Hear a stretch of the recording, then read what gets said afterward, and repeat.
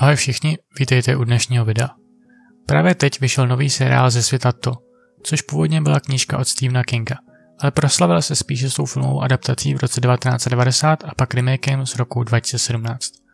Seriál cílí na to rozšířit svět To, ukázat tam jeho počátky a převzít podzimní hororovou sezónu pro sebe. Povedlo se mu to? Pojďme se na to společně podívat. Hned první scéna nám hodně napoví o tom, jaký zbytek seriálu bude. Sledujeme kluka Mattyho, jak sedí v kině a cucá dudlík pro komfort. Na první pohled je tedy zjevné, že není z moc dobré rodiny. Pak ho z kina vyžene zaměstnanec. Pronásleduje ho do haly, kde ho ztratí a ptá se ostatních zaměstnanců, kam zmizel. Ale ti ho navedou špatně, aby kluka ochránili. A rovnou tady zjistíme, o co scénaristům doopravdy jde.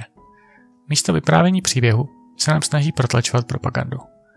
Zaměstnanec, co Mattyho pronásledoval, byl totiž běloch a ti, co ho chránili, byli černoši.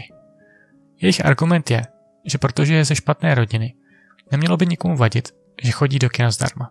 Takže rovnou tady máme typický aktivismus v scénáři seriálu, o kterém jsem si myslel, že jsme opustili alespoň pár let nazpátky.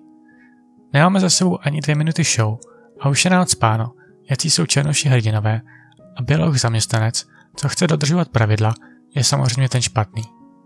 První příklad aktivismu nadřazený dobrému scénáři. Pokračujeme dál. Ukáže se, že kluk chce utéct z města a tak chytne stopa. Nasedne do auta s rodinou, která se ale brzy ukáže být pod démonickou kontrolou. Terorizují kluka a manželka nakonec porodí jakousi malou stvůru, která kluka zabije a pak se zabydlí v kanále města. Zní to dobře? To ano, ale jen to tak zní. Scéna je dobrá až do doby, kdy se monstrum narodí a my ho vidíme jako to, co doopravdy je. CGI nestvůra, z níž místo strachu jde spíš cringe. CGI monstra nikdy nebudou strašidelná a dobrý horor se bude vždycky opírat o atmosféru a ne levné počítačové triky. Následuje pár scén, kde se seznamujeme s hlavními postavami seriálu. Armádní major se svým kamarádem, kteří se zabydlují na vojenské základně v Derry. 2 kluci, z nich jeden je konspirační terorista, Phil, a trochu pošuk, a druhý trochu normálnější, Teddy, ale traumatizovaný zmizením Mattyho. Pak 2 holky, Lily a Marge, s podobnou dynamikou.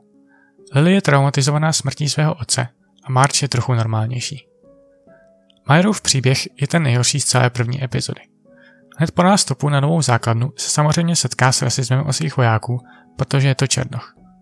Později se dozvídáme, že rasistický voják byl potrestán a že generál základny rozhodně nic takového tolerovat nebude. Neslouží to ničemu, alespoň v této epizodě. Jen dalšímu signalování toho, jak jsou běloši špatní. Příklad číslo 2. Majorův úkol na základně je naučit se pilotovat nové letadlo, které bude sloužit v případě jaderného útoku od Sovětů. Majora uprostřed noci na vojenské základně přepadnou agenti, kteří od něj vyžadují detaily nové stíhačky. On se ale nedá a nakonec je zachránit svým kamarádem. Místo toho, aby agenty ale pronásledovali, neosmi vyhlásili základně poplach, si spolu sednou na zem a rozhodnou si povídat. Co má tohle znamenat?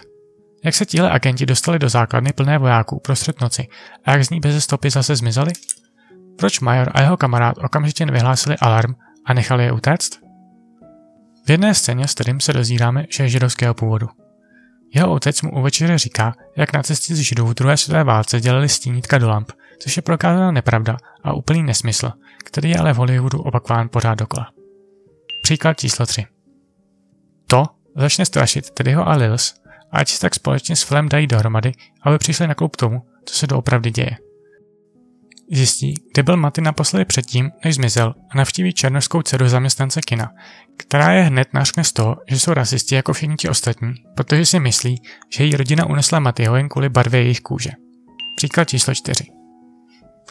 Celý díl vrcholí zpátky v kině, který celá parta dětí navštíví, protože jsou strašení Mattyho hlasem, který zpívá písničku z jednoho filmu. Jedou se tedy do kina na ten film podívat. Uprostřed toho jsou napadeni CGI monstrem z začátku, které zabije všechny až na Lily a černošskou dívku. Musím tady seriál trochu pochválit, abych nebyl úplně negativní.